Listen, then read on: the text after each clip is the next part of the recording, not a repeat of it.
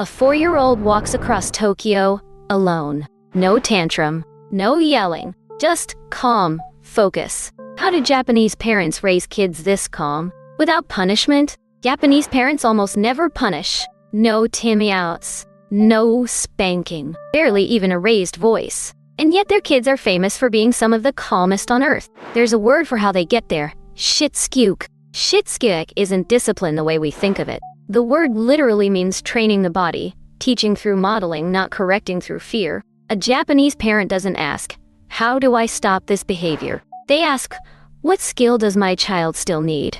So when a toddler spills rice, nobody scolds. A parent kneels down and shows them, calmly again, how to hold the bowl. Tomorrow they do it again. And the day after that. The lesson happens before the mistake, so there's rarely a mistake left to punish. But teaching alone doesn't explain the calm. Something deeper is underneath. Psychiatrist Takeo Doi called it ame, a child's deep trust that they'll be cared for even when they mess up. Western parenting often pushes kids toward independence fast. Japanese parenting lets that dependence linger on purpose, because that security is exactly why a child feels safe enough to actually listen. And when correction does happen, it happens quietly. A parent crouches down on an empty train platform. They step away from the table at a restaurant. Never a scene in front of strangers, just a calm, private word about how it affected someone else. That's also why 6-year-olds in Japan run errands completely alone, a tradition so common there's a hit TV show built around it. It isn't really about proving independence. It's about trust.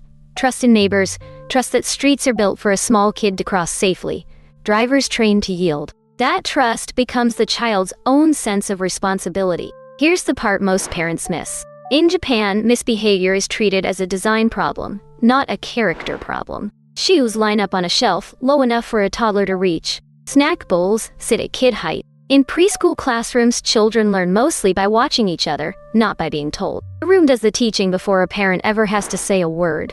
Fewer rules to enforce because there's less to misbehave with in the first place. Change the environment, and half the discipline problem disappears before it starts. And instead of "don't do that," Japanese caregivers narrate the impact. "When you threw that, it scared your sister. Not your bad. Here's what happened to someone else." Researchers call this empathy-based discipline, and it's built on one idea: harmony. Studies on Japanese caregiving find warmth, not harshness, is what predicts a calm, cooperative kid. The question a child grows up asking isn't "will I get in trouble?" It's "how does this affect the people around me?"